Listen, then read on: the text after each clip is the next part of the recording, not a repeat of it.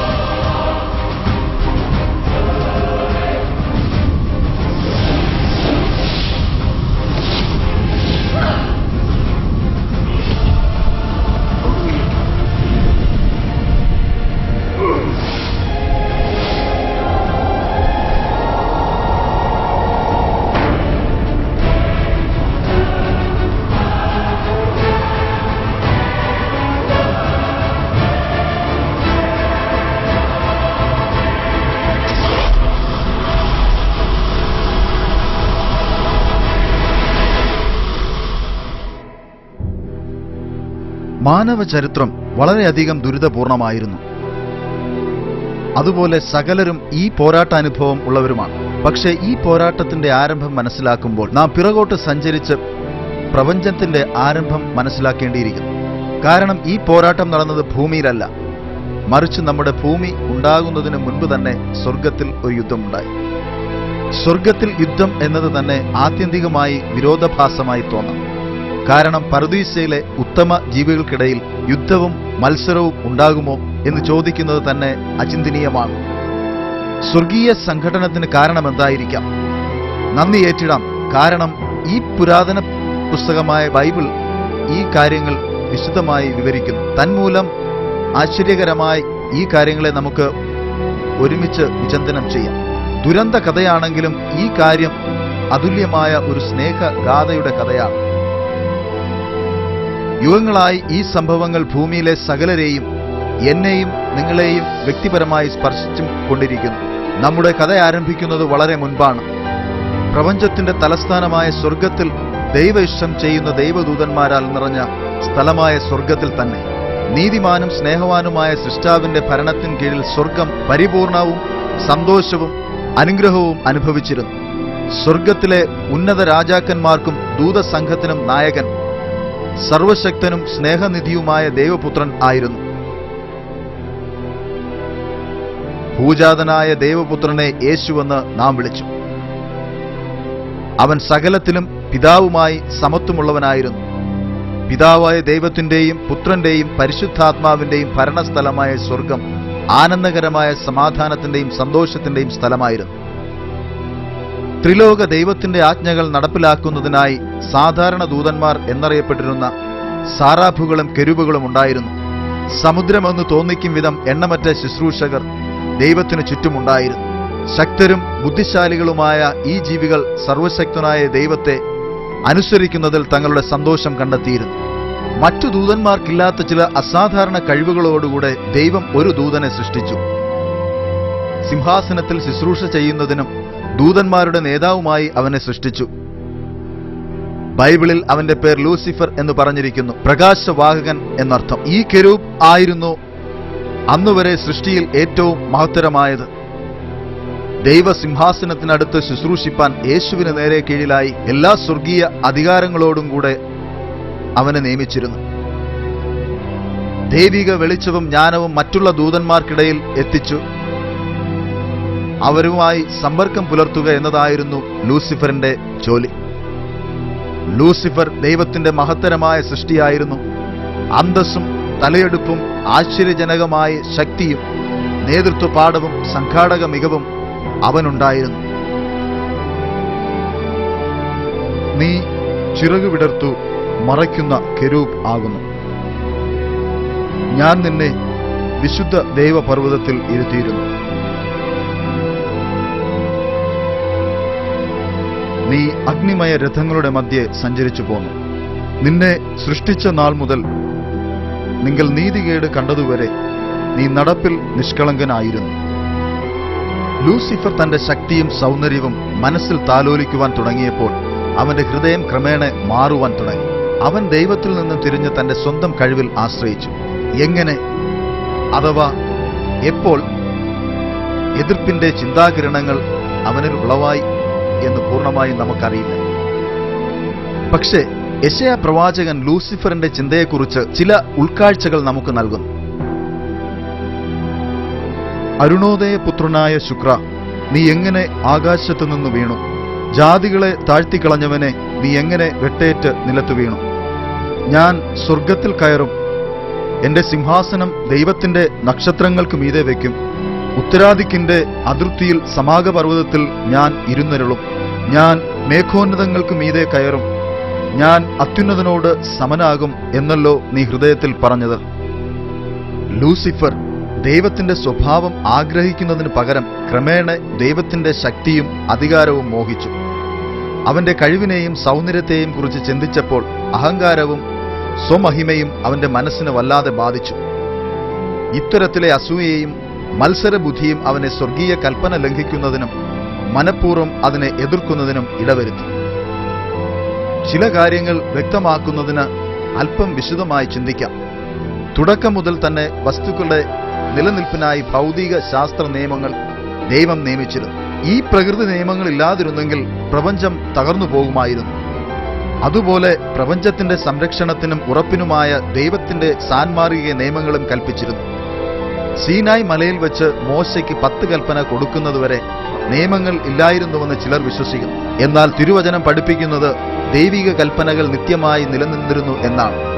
ഈ ദൈവിക നിയമങ്ങൾ തന്റെ സ്നേഹപ്രമാണങ്ങൾക്ക് അടിസ്ഥാനമായിരുന്നു. അവന്റെ കൈകളുടെ പ്രവൃത്തികൾ സത്യവും ന്യായവും ആകുന്നു. അവന്റെ പ്രമാണങ്ങൾ എല്ലാം വിശ്വാസ്യം തന്നെ. ദൈവ സ്വഭാവമാകുന്ന സ്നേഹത്തിന്റെ ആകെത്തുകയാണ് ദൈവത്തിന്റെ 10 കൽപ്പനകൾ. ആദ്യത്തെ 4 ദൈവം ആരാണെന്നും അവന്റെ ശക്തിയെയും അധികാരത്തെയും കാണിക്കുന്നു. അവസാനത്തെ 6 വിവരിക്കുന്നത് ദൈവം മറ്റുള്ളവരിൽ നിന്നും ആഗ്രഹിക്കുന്ന സത്യസന്ധതയും വിശുദ്ധിയെയുമാണ്. ഈ കാര്യങ്ങളെല്ലാം ചിട്ടയായി നിലകൊണ്ടാൽ മാത്രമേ മനുഷ്യന് നിലനിൽക്കുള്ളൂ. ഇതാ നിത്യതയുടെ ചരിത്രത്തിൽ ആദ്യമായി ലൂസിഫർ പരിപൂർണതയുള്ള ദൈവത്തിന്റെ കൽപ്പന ലംഘിക്കാൻ ആരംഭിച്ചു. ദൈവത്തിന്റെ ശക്തിയും അധികാരവും പദവിയും പങ്കിടണമെങ്കിൽ മറ്റുള്ളവരുടെ പിന്തുണ ആവശ്യമാണെന്ന് ലൂസിഫറിന് അറിയാമായിരുന്നു. അവൻ അതിനായി ശ്രമം ആരംഭിച്ചു. അതിന്റെ ഭാഗമായി ദൈവത്തിന്റെ നേതൃത്വ പാടവങ്ങളെക്കുറിച്ച് മറ്റു ദൂതന്മാരുടെ മനസ്സിൽ സംശയത്തിന്റെ വിത്തുകൾ പാകി. അതേസമയം സ്വന്തം ഗുണങ്ങളെ അവൻ ഉയർത്തിക്കാണിക്കാൻ മറന്നതുമില്ല. ദൈവം തന്റെ ദിവ്യശക്തി ദുരുപയോഗപ്പെടുത്തുകയാണെന്നും ദൈവസ്നേഹം യഥാർത്ഥത്തിൽ തങ്ങളുടെ അവകാശപ്പെട്ട സ്വാതന്ത്ര്യത്തെയും സന്തോഷത്തെയും ഖനിക്കുന്നതാണെന്നും അവൻ അവരോട് പറഞ്ഞു. വഞ്ചനാപരമായ ഈ വാദഗതികളാൽ ലൂസിഫർ അനേകം ദൂതന്മാരെ തന്റെ പക്ഷത്ത് ചേർത്തു. ഒരുപക്ഷെ നിങ്ങൾ അത്ഭുതപ്പെട്ടു പോയേക്കാം, ഇത്രയധികം ബുദ്ധിശാലികളായ ദൂതന്മാർ ഈ വഞ്ചകനുമായി അണിചേർന്നല്ലോ എന്ന്. ശ്രദ്ധിച്ചാലും ഈ സമയം വരെയും സ്വർഗത്തിൽ ആരും തന്നെ ഒരു നുണ ശ്രവിച്ചിട്ടില്ല. എതിർപ്പിന്റെ ആരംഭവേളയിൽ ദൈവ സ്ഥാനമാണ് ലൂസിഫർ മോഹിക്കുന്നതെന്നും ദൈവത്തിനെതിരെയാണ് പ്രവർത്തിക്കുന്നതെന്നും തന്നോട് ചേർന്ന ദൂതന്മാർ അറിഞ്ഞിരുന്നില്ല. ലൂസിഫർ ഒടുവിൽ ദൈവപുത്രനായ യേശുവിനെ ക്രൂശിൽ കൊല്ലുമെന്ന് ഒരിക്കലും അവർ ഗ്രഹിച്ചില്ല. ദൈവത്തിൽ നിന്നും തന്റെ ഹീനപ്രവൃത്തിയെ മറച്ചുവെക്കാമെന്ന് ഒരുപോലെ ലൂസിഫർ ചിന്തിച്ചു കാണും.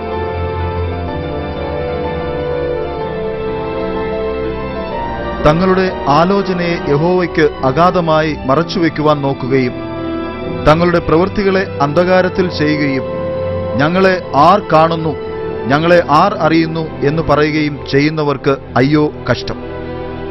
ലൂസിഫറിന്റെ ഈ നീക്കം ദൈവം അറിഞ്ഞില്ലെന്നോ താൻ ദൈവത്തെ അത്ഭുതപ്പെടുത്തിയെന്നോ ഒരിക്കൽ പോലും ചിന്തിക്കരുത്. താൻ സൃഷ്ടിച്ച സകല കാര്യങ്ങളിൽ എന്തിന് ജീവികളുടെ ചിന്തകൾ പോലും ദൈവത്തിന് അറിയാമായിരുന്നു. എന്തെല്ലാം ചിന്തകളാണ് ലൂസിഫറിന്റെ മനസ്സിലൂടെ കടന്നുപോകുന്നതെന്ന് ദൈവത്തിന് അറിയാമായിരുന്നു. ദൈവത്തിന്റെ സ്നേഹത്താൽ ലൂസിഫറിനെ വരാൻ പോകുന്ന അപകടത്തെക്കുറിച്ച് ഓർമ്മിപ്പിച്ചു. എന്നാൽ അഹങ്കാരവും സ്വാർത്ഥതയും ലൂസിഫറിനെ ദൈവത്തിന് കീഴ്പ്പെടുത്താൻ കഴിഞ്ഞില്ല. അങ്ങനെ ദൈവത്തിനെതിരെ തുറന്ന യുദ്ധത്തിന് ലൂസിഫർ തയ്യാറായി. ചിലർ അത്ഭുതപ്പെടാം, ദൈവം ന്യൂനതകൾ ഉള്ള ദൂതനെയാണോ സൃഷ്ടിച്ചത്? അല്ല. എന്നാൽ തിരഞ്ഞെടുപ്പിന്റെ സ്വാതന്ത്ര്യത്തോടെ ദൈവം ലൂസിഫറിനെ സൃഷ്ടിച്ചു. നോക്കുക, തിരഞ്ഞെടുപ്പിന്റെ സ്വാതന്ത്ര്യം മനോഹരമായ ഒരു കാര്യമാണ്. എന്നാൽ അതോടൊപ്പം നികത്താനാവാത്ത അപകടവും അതിലുണ്ട്. അനുസരണക്കേടുണ്ടാകാനും ദൈവസ്നേഹത്തെ തള്ളിക്കളയാനുമുള്ള സ്വാതന്ത്ര്യം അതിൽ അടങ്ങിയിരുന്നു. യഥാർത്ഥ സ്നേഹം മുന്നമേ നിശ്ചയിച്ചുറപ്പിച്ച ഒരു ജീവിയിൽ നിന്നും വരില്ല, നിർബന്ധത്താലല്ല, എന്നാൽ സ്വമനസ്സാലെ അത് പ്രകടമാകണം. ഉദാഹരണത്തിന്, എത്ര മനോഹരമാണ് ഈ പാവക്കുട്ടി! ഇതിന് യഥാർത്ഥമായി സ്നേഹിക്കാൻ അറിയില്ല. വേണമെങ്കിൽ സ്നേഹിപ്പിക്കാം, മുൻ നിശ്ചയിച്ച കാര്യങ്ങൾ ഇതിൽ ചെയ്യാം, പക്ഷേ സ്വമേധ ഒന്നും ചെയ്യുകയില്ല. എന്നാൽ ഈ കൊച്ചുകുട്ടൻ എന്നെ കാണുന്നതിൽ വാസ്തവമായി സന്തോഷവാനാണ്. ഈ നായ്ക്കുട്ടി എന്നെ സ്നേഹിക്കാൻ തിരഞ്ഞെടുക്കുന്നു. കാലം കഴിയും തോറും ഞങ്ങളുടെ ബന്ധം കൂടുതൽ ഉറപ്പുള്ളതാകും. ഞാൻ ഇതിനെ സ്നേഹിക്കുന്നത് പോലെ സ്നേഹവാനായ ദൈവത്തിനും ശരിക്കുള്ള സ്നേഹം മാത്രമേ ആവശ്യമുള്ളൂ. ഇത് സംഭവിക്കുന്നതിന് അവർക്കും സ്വതന്ത്രമായി തിരഞ്ഞെടുക്കാനാകണം. ലൂസിഫറിന്റെ എതിർപ്പ് ദൈവം വാസ്തവമായി തിരഞ്ഞെടുപ്പിൽ സ്വാതന്ത്ര്യം നൽകിയിരുന്നുവെന്നതിന് തെളിവാണ്. അങ്ങനെ ഇപ്പോഴത്തെ വലിയ ചോദ്യം, ദൈവം ഈ വലിയ പ്രതിസന്ധിക്ക് എന്ത് ഉത്തരം നൽകുമെന്നതാണ്. ലൂസിഫറിനെ ദൈവം എങ്ങനെ കൈകാര്യം ചെയ്യും? ലൂസിഫറിനോട് ചേർന്ന് കോടാനുകോടി ദൂതന്മാരെ എന്തു ചെയ്യും? പലരും അത്ഭുതപ്പെട്ടു പോകാം, എന്താണ് ദൈവം പെട്ടെന്ന് പ്രതികരിക്കാത്തത്? ദൈവത്തിന് വേണമെങ്കിൽ ലൂസിഫറിനെ ആവിയായി തീർത്തു കളയാമായിരുന്നു. പക്ഷേ അത് പ്രശ്നത്തെ പരിഹരിക്കുമോ?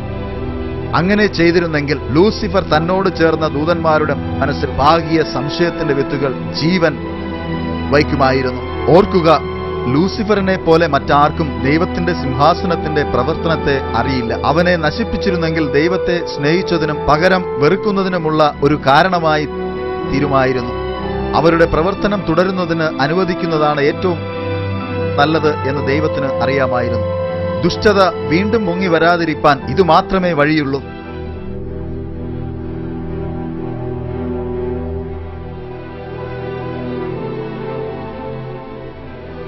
കൊയ്ത്തുകാലത്ത് ഞാൻ കൊയ്യുന്നവരോട് മുൻപേ കള പറിച്ചുകൂട്ടി ചുട്ടുകളയേണ്ടതിന് കെട്ടുകളായി കെട്ടുവാനും കോതമ്പ് എന്റെ കളപ്പുരയിൽ കെട്ടിവെപ്പാനും കൽപ്പിക്കും എന്ന് പറഞ്ഞു.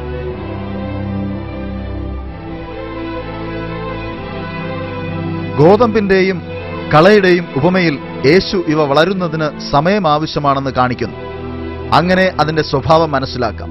താൻ നിശ്ചയിച്ചിരിക്കുന്ന നിശ്ചിത സമയത്തിനുള്ളിൽ തന്നെ ലൂസിഫർ തന്റെ യഥാർത്ഥ സ്വഭാവം വെളിപ്പെടുത്തണമെന്നും തന്റെ അനുസരണക്കേടിന്റെ ഫലം പുറത്തു വരണമെന്നും ദൈവത്തിന് നന്നേ അറിയാമായിരുന്നു. ഈ സമയം വരെയും സ്വർഗീയ പൗരന്മാർ പാപം ശീലിച്ചിട്ടില്ലാത്തവർ ആയിരുന്നു.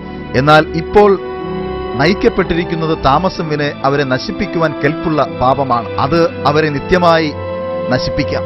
അവസാനം സ്വർഗീയ ഭരണകൂടത്തിന്റെ ജ്ഞാനത്താൽ സന്തോഷവും സമാധാനവും നിത്യമായി പുനഃസ്ഥാപിക്കുകയും പ്രപഞ്ചം സുരക്ഷിതമാവുകയും ചെയ്യും. ലൂസിഫറും തന്റെ അനുയായികളും ഈ പോരാട്ടം മുന്നിൽ കൊണ്ടുവന്നപ്പോൾ ദൈവത്തിന് അറിയാമായിരുന്നു, ഇനി ഈ കൂട്ടരെ സ്വർഗത്തിൽ വസിപ്പിക്കുന്നത് തടസ്സമുണ്ടാക്കും. ഒരു വ്യക്തമായ വേർതിരിവുണ്ടാകണം. നടപടി സ്വീകരിച്ചു. അനുസരണം കെട്ടവരെ ഒഴിവാക്കി. പക്ഷേ സ്വമനസ്സാലെ ഒരിക്കലും ലൂസിഫറും കൂട്ടരും ഒഴിഞ്ഞു പോകില്ല. അടുത്ത നടപടി യുദ്ധമായിരുന്നു. പിന്നെ സ്വർഗത്തിൽ യുദ്ധമുണ്ടായി. മീഖായേലും അവന്റെ ദൂതന്മാരും മഹാസർപ്പത്തോട് പടവെട്ടി. തന്റെ ദൂതന്മാരുമായി മഹാസർപ്പവും പടവെട്ടി ജയിച്ചില്ലതാനും. സ്വർഗത്തിൽ അവരുടെ സ്ഥലം പിന്നെ കണ്ടതുമില്ല. ഭൂതലത്തെ മുഴുവൻ തെറ്റിച്ചു കളയുന്ന പിശാചും സാത്താനും എന്ന മഹാസർപ്പമായ പഴയ പാമ്പിനെ ഭൂമിയിലേക്ക് തള്ളിക്കളഞ്ഞു. അവന്റെ ദൂതന്മാരെയും അവനോടുകൂടെ തള്ളിക്കളഞ്ഞു. യുദ്ധത്തിന് ഏതു തരത്തിലെ ആയുധങ്ങൾ ഉപയോഗിച്ചുവെന്ന് ബൈബിൾ പറയുന്നില്ല. ഈ യുദ്ധം എത്രത്തോളം നീണ്ടു നിൽക്കുന്നുവെന്നും പറയുന്നില്ല.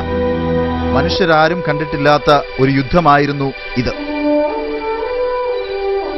വെളിപ്പാട് 12:4 പറയുന്നത്, ലൂസിഫറും സ്വർഗത്തിലെ 3 ദൂതന്മാരെയും അക്ഷരീയമായി സ്വർഗത്തിൽ നിന്നും തള്ളിയിട്ടു.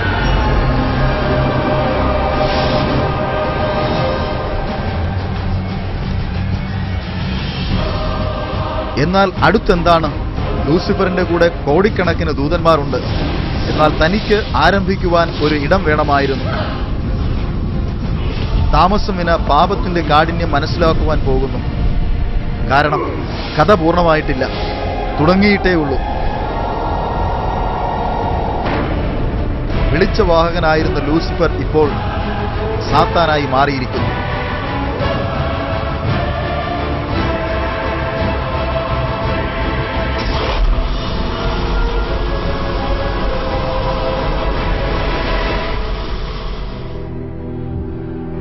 സ്വർഗത്തിലെ യുദ്ധാനന്തരം സാത്താനും അവന്റെ ദൂതന്മാർക്കും ദൈവ തേജസ് നഷ്ടമായി. പിശാചിനെ അവന്റെ ഗണങ്ങളും തന്റെ മത്സരത്തെ അനുകൂലിക്കുന്നവരെയോ അതിൽ സഹതപിക്കുന്നവരെയോ കണ്ടെത്തുന്നതിൽ പരാജിതരായി കുറേക്കാലം കഴിഞ്ഞു. ഇതേസമയം ലൂസിഫറും അവന്റെ ദൂതന്മാരും വരുത്തിയ നഷ്ടം ദൈവത്തിന്റെ ഹൃദയത്തിൽ വളരെ ശൂന്യത തോന്നിപ്പിച്ചു. അതുകൊണ്ട് പിതാവും പുത്രന്റെയും പരിശുദ്ധാത്മാവിന്റെയും ശ്രദ്ധ തങ്ങളുടെ ഇഷ്ടപ്രവൃത്തിയായ സൃഷ്ടിപ്പിലേക്ക് തിരിച്ചു. ഒരു പുതുലോകം സൃഷ്ടിച്ചു. അതിൽ ആഹ്ലാദവും സ്വൈര്യവും നിറച്ച സ്നേഹത്തിന്റെ സൃഷ്ടികളാൽ നിറയ്ക്കാമെന്ന് ദൈവം തീരുമാനിച്ചു. ഈ പുതുലോകം അതുല്യമായിരിക്കും. കാരണം ദൈവത്തിന്റെ സ്വരൂപത്തിലായിരിക്കും ഒരു പ്രത്യേക സൃഷ്ടിയിലെ രൂപഘടന നിർമ്മിക്കുക. ഭൂമി എന്ന് നാം അറിയുന്ന പിതൃഗ്രഹത്തിന്റെ അധികാരം ആ സൃഷ്ടിയിൽ നിക്ഷിപ്തമായിരിക്കും. ആദിയിൽ ദൈവം ആകാശവും ഭൂമിയും സൃഷ്ടിച്ചു. താൻ ഉണ്ടാക്കിയതിനെ ഒക്കെയും ദൈവം നോക്കി. അത് എത്രയും നല്ലത് എന്ന് കണ്ടു. എത്ര വിസ്മയകരമായ ദൃശ്യമായിരുന്നു അത്! ഒരു പുതുലോകം, നമ്മുടെ ഭൂമി, ദൈവം രൂപകൽപ്പന ചെയ്തിരിക്കുന്നു. സൃഷ്ടിപ്പിന്റെ എല്ലാ ദിവസങ്ങളിലും നവ്യവും വർണ്ണ ശബളങ്ങളും പകിട്ടേറിയതുമായ വസ്തുക്കൾ ഉൾപ്പെട്ടിരുന്നു. 3-ാം ദിവസം ദൈവം അരുളി ചെയ്തപ്പോൾ മനോഹരവും സമൃദ്ധവും നിറഞ്ഞിരിക്കുന്ന വിവിധ വർണ്ണത്തിലും രൂപത്തിലുമുള്ള വലിപ്പത്തുള്ള സസ്യങ്ങൾ സൃഷ്ടിക്കപ്പെട്ടു. 5-ാം ദിവസം അനേകമായ മൃഗങ്ങളെ ദൈവം സൃഷ്ടിച്ചു. വെള്ളത്തിലും വായുവിലും സഞ്ചരിക്കുന്ന ജീവികൾ,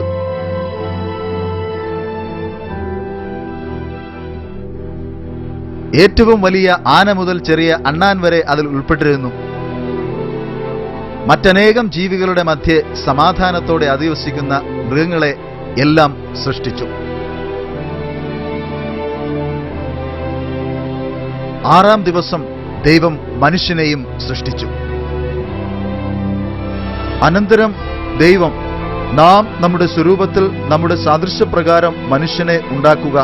യഹോവയായ ദൈവം നിലത്തെ പൊടികൊണ്ട് മനുഷ്യനെ നിർമ്മിച്ചിട്ട് അവന്റെ മൂക്കിൽ ജീവശ്വാസമൂതി മനുഷ്യൻ ജീവനുള്ള ദേഹിയായി തീർന്നു.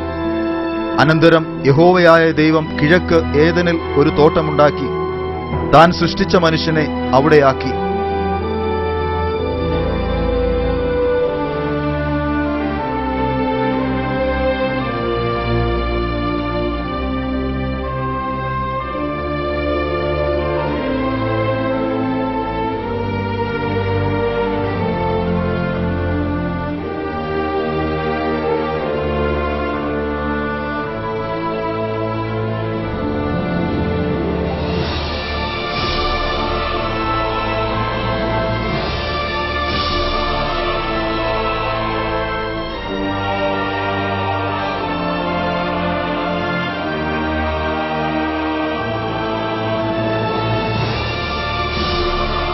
ഇങ്ങനെ ദൈവം തന്റെ സ്വരൂപത്തിൽ മനുഷ്യനെ സൃഷ്ടിച്ചു.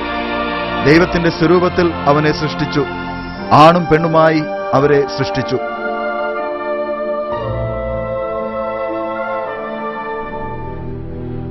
ദൈവത്തിന്റെ സ്വന്തം സ്വരൂപത്തിൽ സൃഷ്ടിക്കുക എന്നത് എത്ര മഹത്തരമായ അവസരമാണ്. സ്വതന്ത്രമായി ചിന്തിക്കാൻ കഴിയുന്ന ജീവിയായി മനുഷ്യനെ സൃഷ്ടിച്ചു. ആരംഭത്തിൽ മനുഷ്യന്റെ നഗ്നതയെക്കുറിച്ച് മനുഷ്യന് അറിയില്ലായിരുന്നു. ഇതിനു കാരണം പാപത്തിനു മുൻപ് ദൈവമഹത്വവും പ്രകാശവും കൊണ്ട് നിറച്ചിരുന്നു. ആദാമിന് തക്കതായ തുണിയായി ഹവ്വയെയും ദൈവം സൃഷ്ടിച്ചു. ഈ പുതുദമ്പതികളെ വളരെ മനോഹരമായി നിർമ്മിച്ച് ഒരു തോട്ടത്തിലാക്കി. ആദാമിനെയും ഹവ്വയെയും പ്രത്യുത്പാദന ശക്തിയുള്ളവരായി സൃഷ്ടിച്ചു. മറ്റു സൃഷ്ടിച്ച സകല ജീവികൾക്കും ഈ കഴിവ് കൊടുത്തിരുന്നു. മനുഷ്യൻ ഈ പൂർണ്ണതയുള്ള പറുദീസ നോക്കി നടത്തി നിത്യവും വാഴണമെന്നായിരുന്നു ദൈവ ഇഷ്ടം. ആരോഗ്യകരമായി ജീവിച്ച് ദൈവസൃഷ്ടിയായ മറ്റു ജീവികളുമായി സഹവർത്തിച്ച് സന്തോഷത്തോടെ ജീവിക്കണമെന്ന് ദൈവം ആഗ്രഹിച്ചു. ഇന്നത്തെ ലോകത്തിന്റെ പരിസ്ഥിതിയിൽ നിന്നും തികച്ചും വ്യത്യസ്തമായിരുന്നു ആദിമ മാതാപിതാക്കൾ ജീവിച്ചിരുന്ന സാഹചര്യം.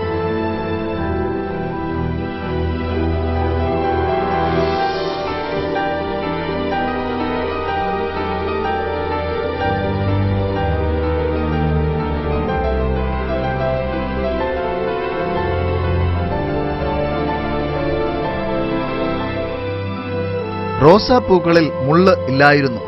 നിരുപദ്രവകാരികളായ കീടങ്ങൾ, സിംഹവും കുഞ്ഞാടുകളും ഒരുമിച്ച് കിടക്കും. സൃഷ്ടിതാവുമൊത്തുള്ള വാസമായിരുന്നു മനുഷ്യന്റെ ഏറ്റവും വലിയ നന്മ.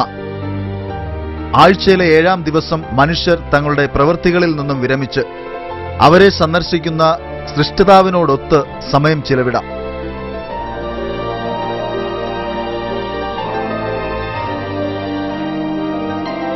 ഉല്ലാസകരമായ ജീവിതം നയിച്ചു പോകുന്ന ഈ അവസ്ഥ നിത്യതയോളം നീണ്ടു നിൽക്കുമായിരുന്നു. ചെറിയ ഒരു പരീക്ഷ നമ്മുടെ ആദ്യ മനുഷ്യർ ജയിക്കുമായിരുന്നുവെങ്കിൽ. എന്നാൽ നന്മ തിന്മകളെക്കുറിച്ചുള്ള അറിവിന്റെ വൃക്ഷത്തിൻ ഫലം തിന്നരുത്, തിന്നുന്ന നാളിൽ നീ മരിക്കും. സാത്താൻ ഈ പ്രപഞ്ചത്തെ തന്റെ വഞ്ചനാ വലയത്തിൽ ആക്കിയതിനാൽ ദൈവം സൃഷ്ടിച്ച മനുഷ്യരെ നന്മ തിന്മയുടെ ഒരു ചെറിയ പരീക്ഷ നൽകാൻ താൽപര്യപ്പെട്ടു.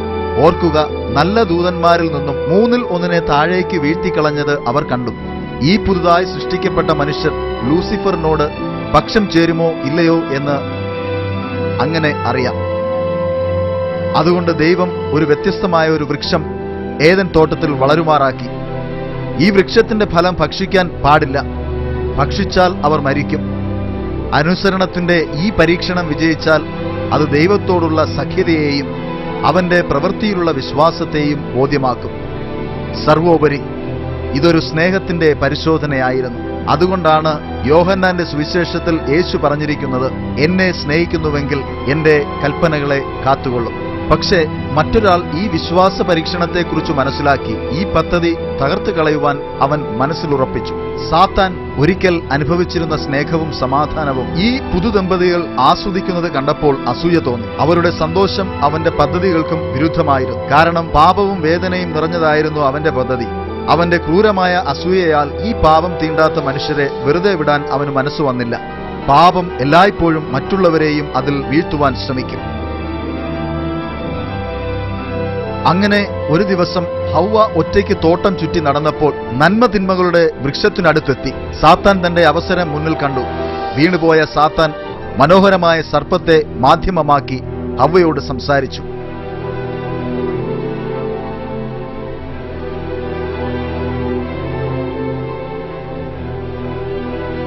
വശ്യമനോഹരവും കൃത്യമായ വാക്ചാതുര്യത്തോടും അവളെ തന്റെ സ്വാധീനത്തിലാക്കി.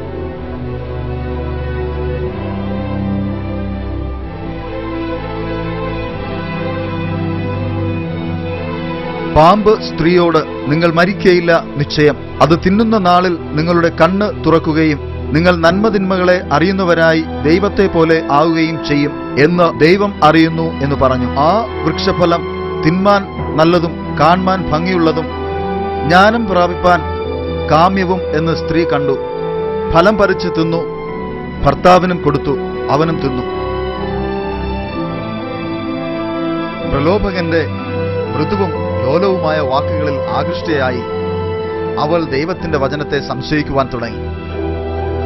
സാത്താൻ പരിജ്ഞാനവും വിവേകവും ലഭിക്കുമെന്ന് അവളെ ധരിപ്പിച്ചു. അവൾക്ക് അത് ഇഷ്ടമായി. ഈ പഴം പാമ്പിന് നുള്ള പ്രാപ്തി കൊടുത്തല്ലോ എന്ന് ചിന്തിച്ചു. അവൾക്ക് ലഭിക്കാനിരിക്കുന്ന ശക്തി എന്താണ്? അങ്ങനെ ഏദൻ തോട്ടം ഉണ്ടാക്കി അവിടെ ആക്കിയ ദൈവത്തെ വിശ്വസിക്കുന്നതിന് പകരം സാത്താനെ അവർ വിശ്വസിച്ചു. അങ്ങനെ ഹൗവ വിലക്കപ്പെട്ട പഴം തിന്നു അവളുടെ ഭർത്താവിനെയും തിന്നുവാൻ പ്രലോഭിപ്പിച്ചു. ആദാമിന് ആ പഴം തിന്നാതിരിക്കാമായിരുന്നു. പക്ഷേ ഭാര്യയോടുള്ള അവന്റെ സ്നേഹം ദൈവത്തോടുള്ളതിനേക്കാൾ വലുതായിരുന്നു. ആദിമ മാതാപിതാക്കൾ സാത്താനോട് സഖ്യതയുണ്ടാക്കിയപ്പോൾ സാത്താൻ ഈ ലോകത്തിന്റെ അധികാരം അവൻ സ്വന്തമാക്കി.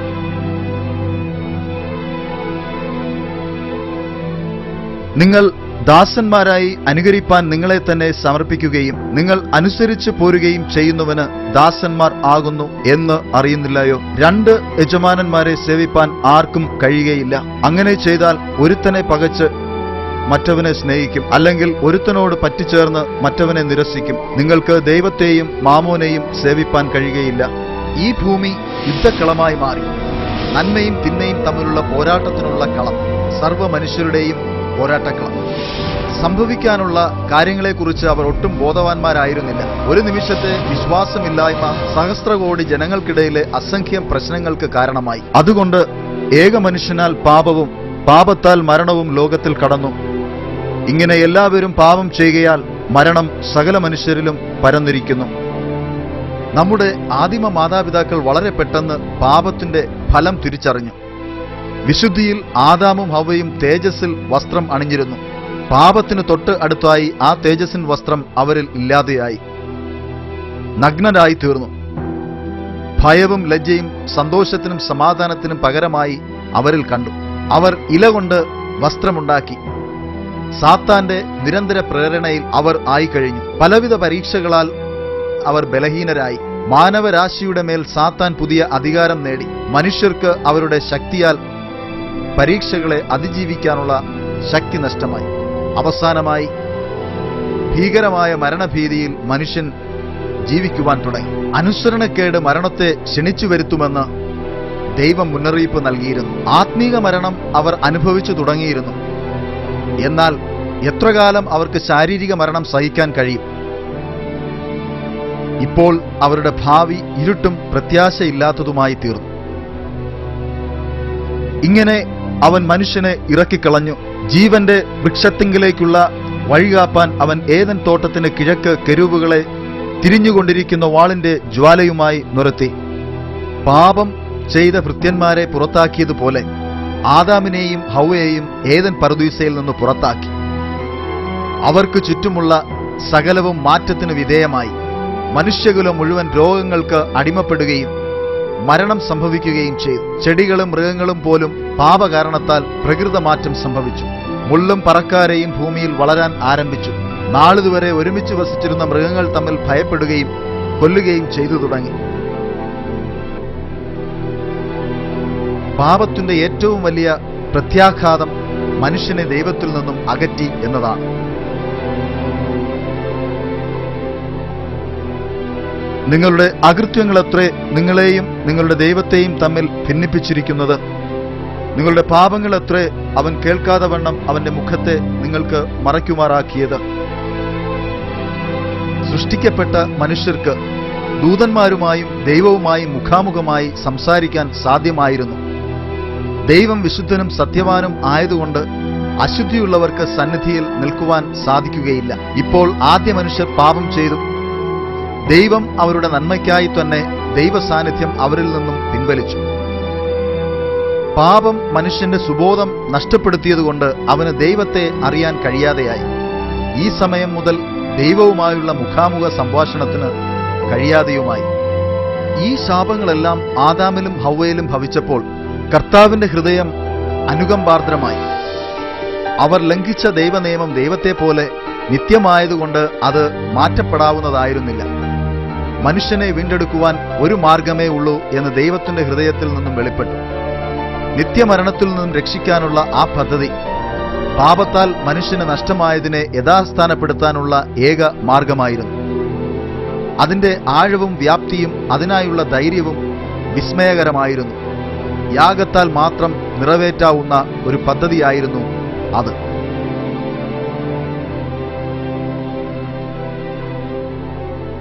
ദൈവം തന്റെ ഏകജാതനായ പുത്രനെ നാം അവനിൽ ജീവിക്കേണ്ടതിന് ലോകത്തിലേക്ക് അയച്ചു എന്നുള്ളതിനാൽ ദൈവത്തിന് നമ്മോടുള്ള സ്നേഹം പ്രത്യക്ഷമായി.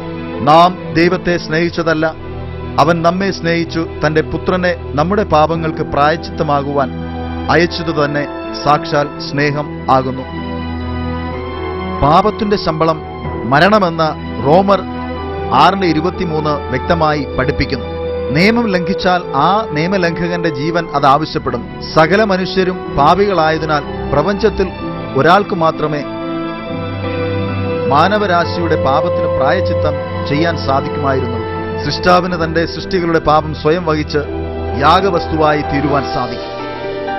അങ്ങനെ യേശുക്രിസ്തു പുത്രനായ ദൈവം സ്വമനസ്സാൽ സ്വർഗീയ സംരക്ഷണവും തേജസ്സും മഹിമയും ഉപേക്ഷിക്കുവാൻ തയ്യാറായി.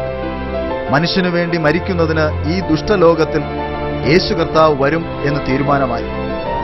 നിഷ്കളങ്കനായ ഒരു കുഞ്ഞായി അവൻ ജനിക്കുകയും കഷ്ടതയുടെയും ത്യാഗത്തിന്റെയും ജീവിതം നയിച്ച് പൂർണ്ണമായി പാപത്തെ അതിജീവിക്കുന്ന ജീവിതം നയിക്കും. ഒടുവിൽ വീണുപോയ മനുഷ്യകുലത്തിനു വേണ്ടി കർത്താവ് മരിക്കുകയും ആ മരണത്തിലൂടെ മനുഷ്യന് നിത്യജീവൻ ലഭിക്കുന്നതിന് ഒരവസരം കൂടെ ലഭിക്കും. അവന്റെ രക്തം മനുഷ്യന്റെ വിലയായി സാത്താൻ കൈവശപ്പെടുത്തിയ ലോകത്തിന് നൽകും. മനുഷ്യന്റെ പാപത്തിനു ശേഷം ഈ വലിയ പദ്ധതി മൃഗയാഗത്തിലൂടെ മനുഷ്യർക്ക് ദൈവം വെളിപ്പെടുത്തി. വിലക്കപ്പെട്ട വൃക്ഷത്തിന്റെ ഫലം തിന്നുന്ന നാളിൽ അവർ മരിക്കുമെന്ന് ദൈവം അവർക്ക് മുന്നറിയിപ്പ് നൽകിയിരുന്നു. എങ്ങനെയാണ് പാപാനന്തരം അവർക്ക് ജീവനോടിരിക്കുവാൻ സാധിച്ചത്? ബൈബിൾ പറയുന്നത് പാപാനന്തരം ദൈവം മനുഷ്യരെ മൃഗ തോലുകൊണ്ടുള്ള വസ്ത്രം ധരിപ്പിച്ചുവെന്നാണ്. വെളിപ്പാട് പുസ്തകത്തിൽ യേശുക്രിസ്തുവിനെ ലോകസ്ഥാപനത്തിന് മുൻപ് അറുക്കപ്പെട്ട ദൈവത്തിന്റെ കുഞ്ഞാട് എന്ന് രേഖപ്പെടുത്തിയിരിക്കുന്നതായി നമുക്ക് കാണാം. ഇത് കാണിക്കുന്നത് പാപം ചെയ്ത് അന്നു തന്നെ ഒരു കുഞ്ഞാട് അറുക്കപ്പെട്ടു എന്നാണ്. അതുകാരണം പെട്ടെന്നുള്ള മരണത്തിൽ നിന്നും അവർ സുരക്ഷിതരായി യാഗത്തിലെ വിശ്വാസത്താൽ മരണം പ്രതീകമായി കുഞ്ഞാട്ടിലേക്ക് മാറ്റപ്പെട്ടു. ആ കുഞ്ഞാട് യേശുവിനെ കുറിക്കുന്നു. പാപത്താൽ നിരാശരായ ആ സാഹചര്യത്തിൽ കുഞ്ഞാടിന്റെ രക്തം പ്രത്യാശ കിരണമായി. പാപയാഗമായ യേശുവിന്റെ രക്തത്തിലെ വിശ്വാസത്താൽ ഒരിക്കൽ കൂടെ ആർക്കും ദൈവത്തിന്റെ മക്കളാകുവാനുള്ള സ്വാതന്ത്ര്യം ലഭിച്ചു. ഈ മനോഹരമായ പദ്ധതിയുടെ സമയത്തിൽ സാത്താൻ മുകളിൽ അധികാരം നടത്തുന്നത് കണ്ട് ജീവിതം ദുസ്സഹമായി തന്നെ തുടരും. നിങ്ങൾക്ക് എന്നിൽ സമാധാനം ഉണ്ടാകേണ്ടതിന് ഇത് നിങ്ങളോട് സംസാരിച്ചിരിക്കുന്നു. ലോകത്തിൽ നിങ്ങൾക്ക് കഷ്ടം ഉണ്ട്, എങ്കിലും ധൈര്യപ്പെടുവിൻ, ഞാൻ ലോകത്തെ ജയിച്ചിരിക്കുന്നു എന്ന് പറഞ്ഞു. പലരും സ്വാഭാവികമായും ചിന്തിച്ചേക്കാം, സ്നേഹവാനും സർവശക്തനുമായ ഒരു ദൈവം എന്തുകൊണ്ട് ലോകത്തിൽ കഷ്ടത അനുവദിക്കുന്നു? ഉൽപ്പത്തി മുതൽ ഒരു കാര്യം വ്യക്തമാണ്. നാം വേദനയോ പരീക്ഷകളോ അനുഭവിക്കണമെന്ന് ദൈവം ഒരിക്കലും ആഗ്രഹിക്കുന്നില്ല. ദൈവകരത്താൽ മെയ്യപ്പെട്ടപ്പോൾ ഈ ഭൂമി സുന്ദര പറുദീസയായിരുന്നു. ആദാമിന്റെയും ഹവ്വയുടെയും തെറ്റായ തിരഞ്ഞെടുപ്പും പാപവുമാണ് സാത്താന് ഈ ഭൂമിയെ നിയന്ത്രിക്കാനുള്ള അധികാരവും മനുഷ്യനെ പീഡിപ്പിക്കുന്നതിനുള്ള ശക്തിയും കൊടുത്തത്. മാത്രമല്ല, രോഗവും പീഡയും കടന്നു വന്നതും അതുകൊണ്ട് തന്നെ. മനുഷ്യന്റെ മേൽ സാത്താൻ എന്തുകൊണ്ട് പൂർണ്ണ നിയന്ത്രണമില്ല എന്ന് ചോദിക്കുന്നത് ഉചിതമായിരിക്കാം. ഉത്തരം കർത്താവായ യേശുക്രിസ്തുവാകുന്നു. ക്രിസ്തുവിന്റെ ക്രൂശ് മരണം സകലർക്കും രക്ഷ നേടാനുള്ള അവസരമൊരുക്കുന്നു എന്ന് നാം അറിയുന്നു. വാസ്തവത്തിൽ ക്രൂശ് മരണം അതിലേറെ അർത്ഥമാക്കുന്നു. രക്ഷകനായ യേശു തന്റെ ജീവൻ ഭൂമിയുടെ വീണ്ടെടുപ്പിനായി നൽകിയപ്പോൾ ആ പ്രവൃത്തി മാനവരാശിയുടെ മേലുള്ള സാത്താന്റെ നിയന്ത്രണത്തിനും കടിഞ്ഞാണിട്ടു. അതുകൊണ്ട് നമ്മുടെ ഇച്ഛയും ശക്തിയെയും ഹനിക്കുവാനും ഹേമിക്കുവാനും സാത്താനും സാധിക്കുന്നില്ല. യേശുവിന്റെ മരണം നമ്മുടെ രക്ഷയ്ക്കുള്ള ഒരു സമയപരിധി നിശ്ചയിച്ചു കൊടുത്തിരിക്കുന്നു. സാത്താനെയും അവന്റെ സമ്പ്രദായത്തെയും നിരീക്ഷിച്ച് ആരെ സേവിക്കണമെന്ന് തീരുമാനിക്കുകയും ചെയ്യാം. യേശുവിന്റെ യാഗത്താൽ സാത്താന്റെ രാജ്യത്തിന് ഒരു അവസാനം കൊണ്ടുവരും.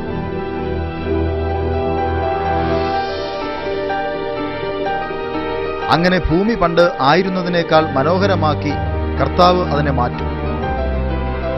യാഗമൃഗത്തിന്റെ തോലുടുപ്പിച്ച് തങ്ങളുടെ നഗ്നത മറച്ച് പറുദീസയിൽ നിന്നും പുറത്താക്കപ്പെട്ടപ്പോഴും ഈ ജീവിതം നയിക്കുമ്പോഴും അവർക്കൊരു പ്രത്യാശ ഉണ്ടായിരുന്നു.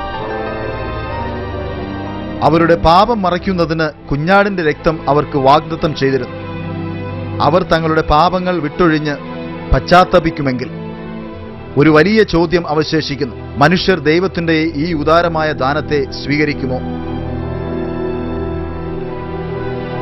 കർത്താവ് താൻ പറഞ്ഞു തുടങ്ങിയതും ദൈവം അടയാളങ്ങളാലും അത്ഭുതങ്ങളാലും വിവിധ വീര്യപ്രവൃത്തികളാലും തന്റെ ഇഷ്ടപ്രകാരം പരിശുദ്ധാത്മാവിനെ നൽകിക്കൊണ്ടും സാക്ഷി നിന്നതും കേട്ടവർ നമുക്ക് ഉറപ്പിച്ചു തന്നതുമായ ഇത്ര വലിയ രക്ഷ നാം ഗണ്യമാക്കാതെ പോയാൽ എങ്ങനെ തെറ്റി ഒഴിയും? നിങ്ങൾ കേട്ട വിസ്മയകരമായ കഥ സത്യമാണ്. അത് നിങ്ങളെ ബാധിക്കുകയും ചെയ്യും. കാരണം ദൈവമാകാനുള്ള സാത്താന്റെ അതിമോഹവും ആദാമിന്റെയും ഹവ്വയുടെയും അനുസരണക്കേടിന് കാരണം നാം ഇന്ന് ഇങ്ങനെയുള്ള അവസ്ഥയിൽ എത്തിയിരിക്കുന്നു. ദൈവം കാരുണ്യവാനാണ്. കാരണം പാപത്താൽ മനുഷ്യൻ നഷ്ടപ്പെടുത്തിയ ഏദൻ പറുദീസ നമുക്ക് മടക്കി നൽകുമെന്ന് വാഗ്ദത്തം ചെയ്തിരിക്കുന്നു. എന്നാൽ ശ്രേഷ്ഠമായ ഈ അവസരം നാം പ്രയോജനപ്പെടുത്താതിരുന്നാൽ സാത്താന്റെ അടിമകളായി നാം തുടർന്ന് യേശു കർത്താവ് പാപം നിറഞ്ഞ ഈ ലോകത്തെ നശിപ്പിക്കുമ്പോൾ അവനോടൊപ്പം നശിച്ചു പോകുന്നു. സുഹൃത്തുക്കളെ, യേശുവിനായി ജീവിക്കുന്നതിനുള്ള തീരുമാനമെടുക്കുവാൻ ഇപ്പോഴല്ലാതെ മറ്റൊരു നല്ല സമയം വേറെയില്ല. ഈ ലോകത്തിൽ ഇനി എത്ര കാലം ജീവിക്കേണ്ടി വരും എന്ന് നാം അറിയുന്നില്ല. നമ്മുടെ ജീവൻ ക്ഷണത്തിൽ അവസാനിക്കും. നമ്മുടെ നന്മയ്ക്കായി യേശു എത്രയോ നല്ല കാര്യങ്ങൾ ചെയ്തിരിക്കുന്നു. വരുവാനുള്ള നാശത്തിൽ നിന്നും നാം രക്ഷ നേടുന്നതിന് അവൻ നമുക്ക് നല്ല വഴി കാണിച്ചിരിക്കുന്നു. അവനെ സ്വീകരിക്കുവാൻ അവൻ ആഹ്വാനം ചെയ്യുന്നു. പശ്ചാത്തപിച്ച് ക്രിസ്തു യേശുവിലുള്ള ക്ഷമ പ്രാപിച്ച് പുതിയ ഹൃദയം സ്വീകരിച്ച് അവന്റെ സ്വഭാവം പ്രതിഫലിക്കുന്നവരാകുവാൻ അവൻ ക്ഷണിക്കുന്നു. ദൈവത്തിന്റെ രക്ഷയുടെ ദാനം സ്വീകരിക്കാതിരിക്കുവാൻ സാത്താൻ കഴിയുന്ന എല്ലാ വഴികളിലൂടെയും ശ്രമിച്ചുകൊണ്ടിരിക്കും. തിരക്കുപിടിച്ച ജീവിതശൈലിയിലൂടെ, ധനമോഹത്തിലൂടെ, മാനവരാശിയുടെ നഷ്ടത്തിനു വേണ്ടി സാത്താൻ ശ്രമിച്ചുകൊണ്ടിരിക്കുന്നു. ഏറ്റവും പ്രധാന കാര്യത്തിൽ നിന്നും, അതായത് നിത്യരക്ഷയിൽ നിന്ന് നിങ്ങളെ അകറ്റി നിർത്തുന്നു. യേശുവിനെ സ്വീകരിക്കുന്നില്ല എങ്കിൽ സ്വാഭാവികമായും നിങ്ങൾ സ്വീകരിക്കുന്നത് സാത്താനെ ആയിരിക്കും. ആദാമും ഹവ്വയും അതിദാരുണമായ ഒരു തിരഞ്ഞെടുപ്പ് നടത്തി. ഇതിലൂടെ കഷ്ടതയും മരണവും വന്നു ഭവിച്ചു. എന്നാൽ ഇന്ന് നമുക്ക് മെച്ചമായ തീരുമാനമെടുക്കുവാൻ സാധിക്കും. നമ്മുടെ അന്തരത്തിലെ ആഗ്രഹങ്ങളെ നിറവേറ്റുന്ന ഒരു രക്ഷിതാവ് നമുക്കുണ്ട്. നിത്യസമാധാനത്താൽ അവൻ നമ്മെ നിറയ്ക്കും. ദൈവത്തിന്റെ ആഗ്രഹമോ നാം രക്ഷ നേടണമെന്നുള്ളതാണ്. സ്വർഗത്തിൽ നിന്നും നിങ്ങളെ അകറ്റി നിർത്തുവാൻ കഴിയുന്നത് മറ്റാർക്കുമല്ല, നിങ്ങൾക്കു തന്നെയാണ്. അനാവശ്യമായ ഈ അമൂല്യദാനത്തെ നിരസിക്കാതിരിക്കുന്നത് എത്രമാത്രം നല്ലതാണ് സങ്കല്പിച്ചു നോക്കുക. ദൈവ വാഗ്ദത്തം ചെയ്തിരിക്കുന്ന ഈ രക്ഷ ഇന്ന് തന്നെ നിനക്ക് തിരഞ്ഞെടുക്കാം.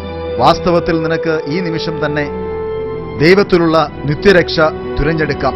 എന്നോടൊപ്പം ഏറ്റുചൊല്ലുക. സ്വർഗീയ നല്ല ദൈവമേ, താഴ്മയോടെ തിരുസന്നിധിയിൽ യാചിക്കുന്നു. കർത്താവെ, ഞാൻ പാപിയാണെന്ന് ഞാൻ മനസ്സിലാക്കുന്നു. നിന്റെ വിശുദ്ധ കൽപ്പന ഞാൻ ലംഘിച്ചുവെന്ന് ഞാൻ മനസ്സിലാക്കുന്നു. പാപത്തിന്റെ ശമ്പളം മരണമാണെന്ന് എനിക്കറിയാം. കർത്താവായ യേശു കാൽവരിയിൽ എന്റെ പാപത്തിനു കാരണമായി മരിച്ചു. എന്റെ ശിക്ഷ ഏറ്റുവെന്ന് ഞാൻ വിശ്വസിക്കുന്നു. മരണത്തിൽ നിന്നും ഉയർത്തെഴുന്നേറ്റ യേശുവിനെ ഞാൻ എന്റെ ജീവിതത്തിൽ കർത്താവായി ഞാൻ അങ്ങയെ സ്വീകരിക്കുകയും ചെയ്യുന്നു. എന്നെ സകല പാപങ്ങളും എന്നോട് ക്ഷമിക്കണമേ. നിന്റെ ഹിതം ചെയ്യുവാൻ അങ്ങയുടെ ആത്മാവിനാൽ എന്നെ സഹായിക്കണമേ. അങ്ങയുടെ മഹാസ്നേഹത്തിനായി നന്ദി അർപ്പിക്കുന്നു. നിത്യജീവൻ എന്ന ദാനം ഞാൻ സ്വീകരിക്കുന്നു. സകലവിധം യേശുവിൻ നാമത്തിൽ അപേക്ഷിക്കുന്നു. ആമേൻ.